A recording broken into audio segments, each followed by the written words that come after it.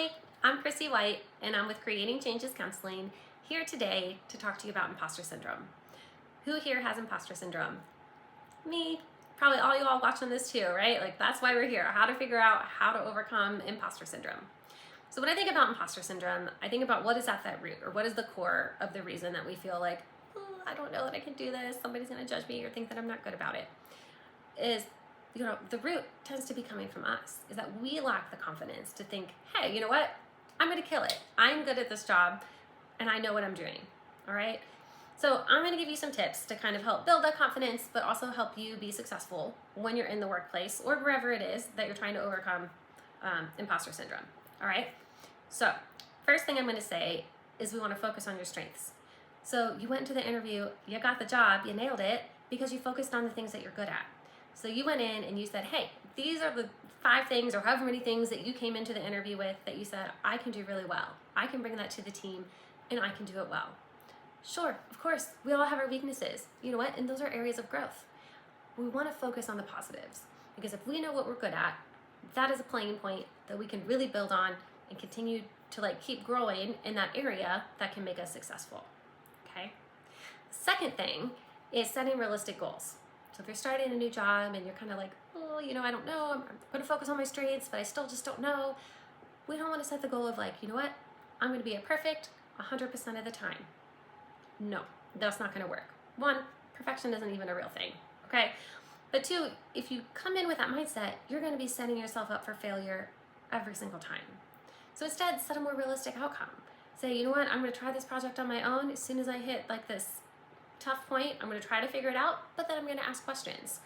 Or I'm going to set a deadline for myself and I'm going to, think about it for myself. I'm going to add a little bit of a buffer. I'm going to go talk to my boss, make sure that this deadline seems realistic, and then I'm going to go and I'm going to try to achieve the things.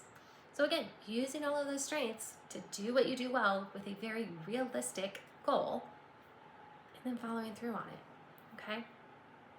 We also want to focus on our successes.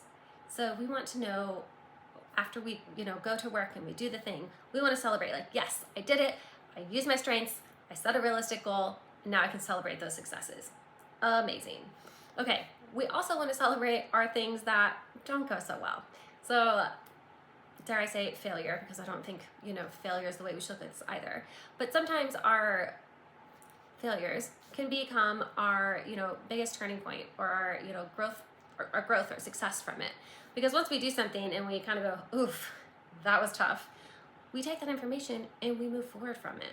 We want to know what we can do differently and not make that mistake again. So definitely celebrating those wins and being kind, but then also knowing, okay, yeah, I screwed that up, totally a weakness.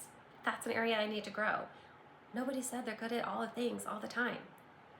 Take it in. Yep, that sucks. Now I'm going to use that information to move on. And lastly, surround yourself with kind people. Hopefully you have some of those in work or wherever you're feeling your imposter syndrome, but also at home. Because you want those people to say hey, good job, that deadline was super tough and you made it. Or, that intricate detail on that thing, was amazing. You really, knocked that out of the park when you did that. And you also want the ones at home that can say, wow, I've really seen all this extra hard work that you've been putting in at your job. And I'm just so proud of you for, spending the hours doing the things, even though it's been hard. So if you have those people in your corner, they're going to help you celebrate those wins and successes, and they're going to help you with realistic goals and timelines, and they're really going to help you redirect to focus on your strengths, okay? So focus on your strengths, set realistic goals, celebrate wins, and surround yourself with positive people, supportive people, all right? Try that, see what happens with building that confidence and overcoming imposter syndrome.